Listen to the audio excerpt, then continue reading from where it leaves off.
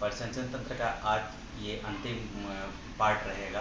पिछले कई पार्ट में मैंने पाचन तंत्र के दोनों भाग यानी ब्लड और हार्ट के बारे में बताया। तो ये जो क्रम चल रहा है हार्ट के बारे में, तो पिछले वीडियो में मैंने आपको हार्ट के बारे में पूरी डिटेल में बताया था। तो आज हार्ट के सर्कुलेशन के सिस्टम के बारे में हम लोग जानेंगे कि ये सर्कुलेशन होता कैसे है। तो यही एक पार्ट ऐसा बचा हुआ है सर्कुलेटरी सिस्टम का कि उसमें शरीर के अंदर जो ब्लड इम्प्योर और प्योर का जो चक्र चलता रहता है निरंतर, ये किस प्रकार चलता है, यानी कि पल्मोनरी और सिस्टमिक सर्कुलेशन किस प्रकार चलता है, आज हम लोग इसी पर चर्चा करेंगे। इसके बाद ये सर्कुलेटरी सिस्टम का ये पूरा पार्ट कंप्लीट हो जाएगा। इसके बाद इसमें एक लास्ट पॉइंट बचता है जो एक 5 नंबर के शॉर्ट नोट में पूछा जाता है।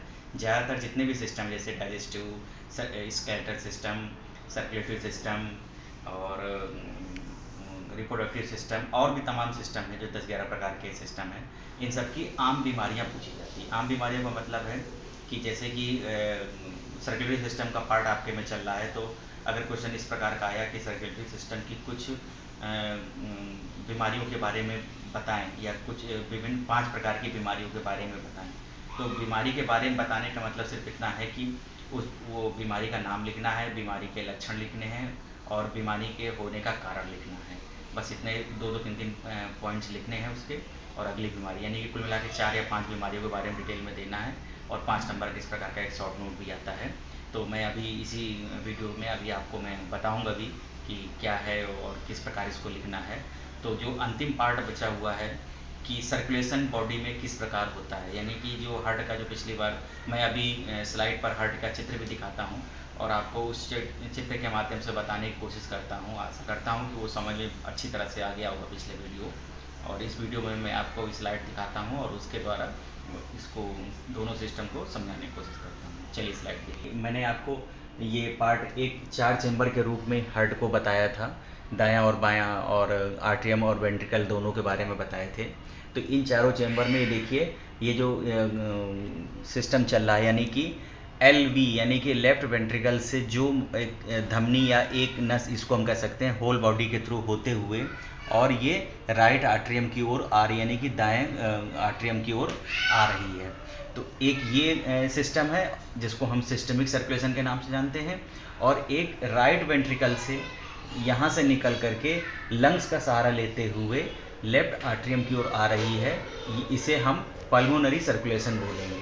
यानी कि अगर देखा जाए तो 2 प्रकार का ये सर्कुलेशन इस शरीर में निरंतर चलता रहता है, और इस क्रम को हम ये कह सकते हैं कि ये शुद्ध और अशुद्ध रक्त का एक ये क्रम है जो चलता रहता है।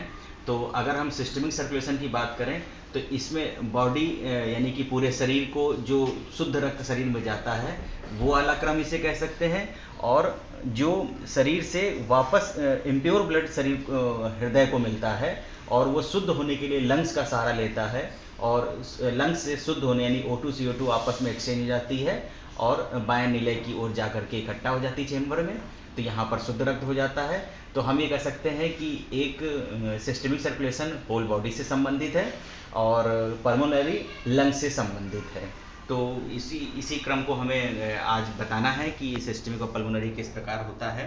तो यही एक क्रम है। तो मैं अगली स्लाइड आपको दिखा रहा हूँ, उस स्लाइड से थोड़ा आसानी से आपको समझ में आ जाएगा। किंतु यहाँ पर मैं रोक के कहूँगा कि जो ये 4 चैम्बर मैंने ये चौकोर बनाए हुए हैं, हृदय चौकोर नहीं होता है, लेकिन समझाने के लिए 4 चैम्बर बनाए गए हैं।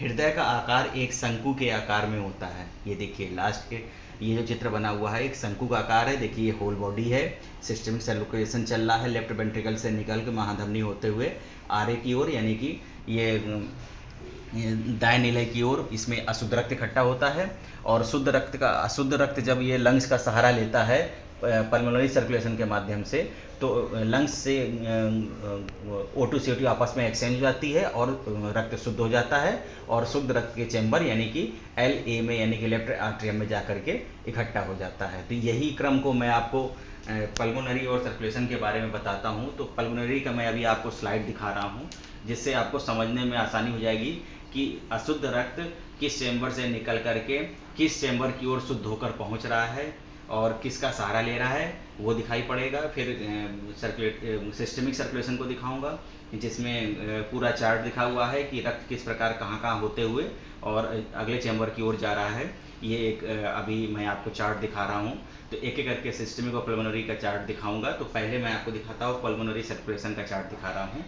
अशुद्ध रक्त से शुद्ध रक्त कैसे होता है इसके बारे में ये दिखाने जा रहा हूँ। तो ये लीजिए चार्ट। ये देखिए मैंने पल्मोनरी सर्कुलेशन सिस्टम का मैंने एक ये चार्ट बनाया हुआ है। जो आप ये चित्र देख रहे थे कि अशुद्ध से शुद्ध रक्त की ओर कैसे ये ब्लड इकट्ठा होता है, ये उसमें दिखाई पड़ेगा। तो जैसे राइट आर्टरी में हम लोग सभी जानते हैं कि अशुद्ध रक्त होता है, यानी कि जो राइट एट्रियम का चेंबर होता है उसमें अशुद्ध रक्त पाया जाता है। और अशुद्ध रक्त से शुद्ध रक्त की ओर जो ये चेंबर का चित्र बनाया गया है, जो अभी मैंने थोड़ी देर पहले आपको चित्र दिखाया था कि राइट एट्रियम यानी कि बायां आलिंद, उसमें उसके अंतर्गत राइट एट्रियम के अंदर अशुद्ध रक्त पाया जाता है और शुद्ध की ओर कैसे बढ़ रहा है इसके बारे में हम लोग ये डिस्कस कर रहे हैं अभी। तो impure blood in right atrium ये लिखा हुआ है, ये शॉर्ट में मैंने लिख दिया है राइट एट्रियम। और इसके बाद थ्रोट ट्राइकस्पिक वाल्व, यानी कि जो वाल्व पाया जाता है आर ए और एल ए के बीच में, आर ए और आर बी के बीच में जो ट्राइकस्पिक वाल्व पाया जाता है उसी के माध्यम से होता हुआ राइट वेंट्रिकल में जाता है। यानी कि ये बायां सिरे में इकट्ठा हो जाता है। इसके बाद थ्रो पल्मोनरी सिमरन वाल्व, और उसके बाद में पल्मोनरी वाल्व के माध्यम से ये रक्त आगे की ओर बढ़ते हुए पल्मोनरी आर्टरी में पहुंच जाता है और पल्मोनरी आर्टरी से लंग्स का सहारा लेता है, जहां पर सांस के माध्यम से जो O2 से यानी शुद्ध हवा और अशुद्ध हवा जो आपस में एक्सचेंज हो जाती है उसके माध्यम से, लंग्स के माध्यम से यहाँ पर CO2 O2 में कन्वर्ट हो जाती है। और जैसे ही लंग्स से आगे की ओर पल्मोनरी वेन्स के द्वारा लेफ्ट आर्टरी में ब्लड पहुँचता है तो यहाँ पर रक्त शुद्ध हो जाता है, यानी लंग्स के पहले तक ब्लड इम्प्योर होता है। और जैसे ही लंग्स का सहारा लेता है जिसमें O2 CO2 आपस में एक्सचेंज हो रही है, एक्सचेंज होने के बाद जैसे ही पल्मोनरी वेन्स के माध्यम से लेफ्ट आर्टरियम में ब्लड पहुंचता है वहां पर जाकर के शुद्ध रक्त हो जाता है। यानी कि जैसे हम जानते हैं कि आर ए में राइट आर्टरियम में अशुद्ध रक्त होता है और लेफ्ट आर्टरियम में शुद्ध रक्त होता है। तो अशुद्ध से शुद्ध की ओर लंग्स के माध्यम से होता हुआ और जा कर के शुद्ध रक्त कन्वर्ट हो जाता है आपस में ये बॉडी से, और ये निरंतर चलता रहता है। तो एक जैसे पल्मोनरी सर्कुलेशन पूछा जाए तो किससे संबंधित है, तो पल्मोनरी सर्कुलेशन का संबंध लंग्स से होता है और सिस्टमिक सर्कुलेशन का संबंध होल बॉडी से होता है। तो पल्मोनरी का आपको ये पूरा चार्ट समझ में आ गया होगा। यहाँ अशुद्ध रक्त है, अशुद्ध रक्त से शुद्ध की ओर यानी कि लेफ्ट आर्टरियम में आते ही वो जा करके शुद्ध रक्त हो जाएगा। यानी अशुद्ध से शुद्ध की ओर बढ़ने में इतने सहारों का उसको आवश्यकता पड़ती, यानी कि ट्राइकस्पिक वाल्व से होता है, वेंट्रिकल्स में आता है, इसके बाद अगले वाल्व को बढ़ता हुआ, वाल्व का मतलब सिर्फ यहाँ इतना ही होता है कि एक बार वेंट्रिकल से पल्मोनरी आर्टरी में ब्लड चला गया, उसके बाद ये वाल्व के माध्यम से ये वापस उस वेंट्रिकल में रक्त न जाने पाए, इसलिए वाल्व यानी कपाट अपना कार्य, इनका मुख्य कार्य यही होता है कि वापस ब्लड न जाने पाए, जिस सिरे की ओर या जिस ओर वो ब्लड गया है वो उसी ओर आगे की ओर बढ़े। और पल्मोनरी आर्टरी तक ब्लड अशुद्ध रहता है, लंग्स का सहारा लेते ही वो शुद्ध हो जाता है और वेन्स के माध्यम से लेफ्ट आर्टरी में यहाँ पर जाकर के शुद्ध रक्त के चैम्बर में इकट्ठा हो जाता है। फिर शुद्ध रक्त का चैम्बर जो होता है वो आगे का जो इसके आगे की जो साइकिल होती है, यानी कि ये निरंतर पल्मोनरी सिस्टमिक साइकिल चलती रहती है। लेफ्ट वेंट्रिकल यानी शुद्ध रक्त यहाँ पर जाकर के चैम्बर में इकट्ठा हो गया। इसके बाद जो चक्र चलेगा इम्प्योर ब्लड तक आने के लिए दूसरी साइकिल एक चलेगी, तो उसे हम सिस्टमिक सर्कुलेशन कहते हैं। उसे भी मैं चार्ट पर भी दिखा रहा हूँ और जिससे आपको समझने में आसानी हो जाएगी। अभी मैंने आपको सिस्टमिक सर्कुलेशन का ये चार्ट दिखाया। सिस्टमिक सर्कुलेशन जैसे अभी पल्मोनरी सर्कुलेशन का आपने चार्ट देखा, पल्मोनरी में आपने देखा कि सबसे लास्ट में जाकर के लेफ्ट आर्टरियम में जाकर ब्लड इकट्ठा हो गया है, यानी कि शुद्ध रक्त के चेंबर में वो ब्लड इकट्ठा हो गया है, इम्प्योर से प्योर हो गया है। और उसके बाद मेट्रल वाल यानी कि लेफ्ट आर्टरियम में आलिंद और निलय के बीच में ट्राइकस्पिक वाल्व या उसको बाइकस्पिक वाल्व या मिट्रल वाल्व पाया जाता है।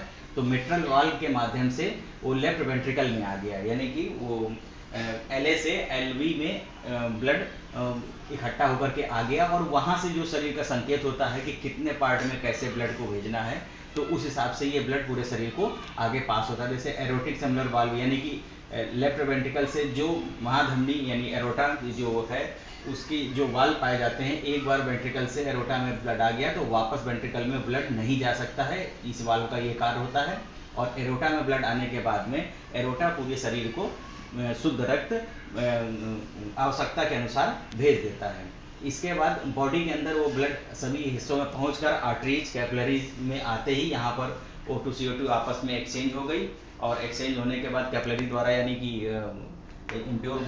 प्योर ब्लड इम्प्योर हो गया, और वेंस के माध्यम से सुपीरियर वेना कावा और इंफीरियर वेना कावा के द्वारा ये राइट आर्टरियम में जाके ब्लड इकट्ठा हो गया। राइट आर्टरियम का मतलब यहाँ पर अशुद्ध रक्त हो गया। अब ये देखिए यहाँ पर शुद्ध रक्त मिट्रल वाल्व के माध्यम से एलवी के मिट्रल वाल्व के माध्यम से एलवी के चेंबर में जाकर के ब्लड यानी लेफ्ट वेंट्रिकल में ब्लड शुद्ध रक्त इकट्ठा हुआ, वाल्व के माध्यम से एरोटा में गया, एरोटा ने पूरी बॉडी को ब्लड शुद्ध रक्त भेज दिया, जो आवश्यकता के अनुसार सभी बॉडी के पार्ट्स को भेज दिया उसने ब्लड। और इसके बाद आर्टरीज कैपिलरी के माध्यम से जहाँ O2 और CO2 आपस में फिर से यहाँ एक्सचेंज हो गई, क्योंकि जो शुद्ध रक्त यहाँ गया था अशुद्ध में कन्वर्ट हो गया, और अशुद्ध रक्त वेंस के माध्यम से पूरे शरीर को जो आवश्यकता के लिए शुद्ध रक्त गया था वो O2 CO2 आपस में एक्सचेंज हो गई, यानी कि शुद्ध से अशुद्ध की ओर कन्वर्ट हो गया ब्लड। और इसके बाद SVC और IVC, अभी मैं बताता हूँ SVC और IVC क्या है। SVC यानी सुपीरियर वेना कावा और इंफीरियर वेना कावा, इन दोनों के माध्यम से होता हुआ और हृदय की ओर राइट आर्टरी में जाके फिर से इकट्ठा हो गया।